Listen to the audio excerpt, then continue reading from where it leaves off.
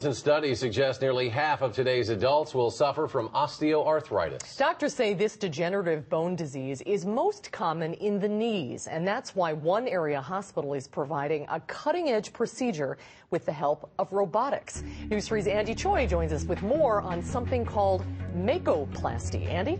Susan and Eric, the procedure's got a catchy name, and Meriter Hospital in Madison says the results of this partial knee surgery is impressive as well. While the success of any surgery is ultimately up to the hands of the surgeon, doctors say robotics in the OR is becoming more and more essential.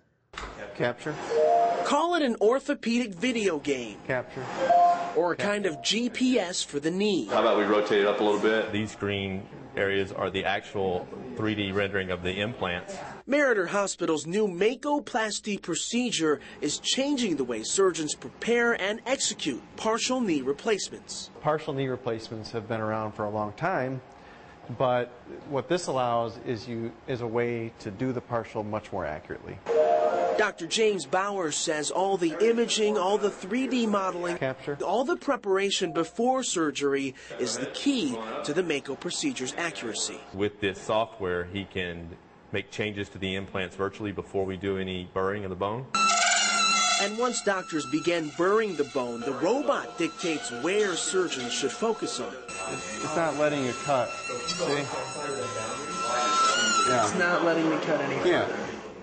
I mean, if you try to overpower, if you hit it, I mean, that would be one thing. But if you're just putting good firm pressure, it won't allow you to go any farther than that. But it's one thing to witness a demonstration.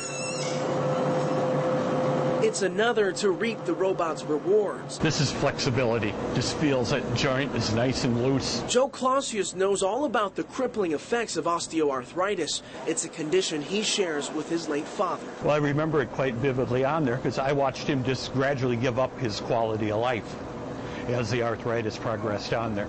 And that was one thing I knew I did not want to do. The Madison Alder knows a thing or two about weighing both sides, and when it comes to his knees, that's exactly what he can do. This past July, his right knee underwent a more traditional partial procedure, followed by the robotic Mako procedure for his left knee in December.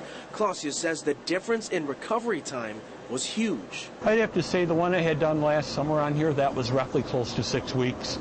Probably this knee was maybe 2.5 at most. The morning after surgery, he could lift his leg all the way up. He could bend his knee all the way back. He had full control of his leg. He then went to physical therapy. He was walking very well, even taking a few steps without crutches. Far beyond what I would have expected. Dr. David Bartlett is the one who introduced Mako to Meriter's facilities. He says this is just the beginning of a complete revolution in orthopedics. There's no question at first you have to question the reliability of the computer and the robot. Very quickly you learn they are right on. To me, it's just medical progress is what it is on here. It's unbelievable what might happen in the future with this robotic surgery, applications of it. Now, with Joe Clausius' procedure in December, Meriter became the first in Madison to provide Makoplasty. We've also learned UW Hospital will be performing its first Mako procedure later this month. Very interesting. Well, what about looking in the future and using this Makoplasty for other joint replacements like hips and things like that? There's a lot in the future, Susan. At this point, Makoplasty is just partial knee replacement candidates. However, doctors expect robotics for the knee to help with ACL reconstruction. The Mako company is also moving towards robotics for the hips and the shoulders as well. Some interesting technology there. Andy Choi reporting. Now, Andy, thank you very much. Thanks, Andy.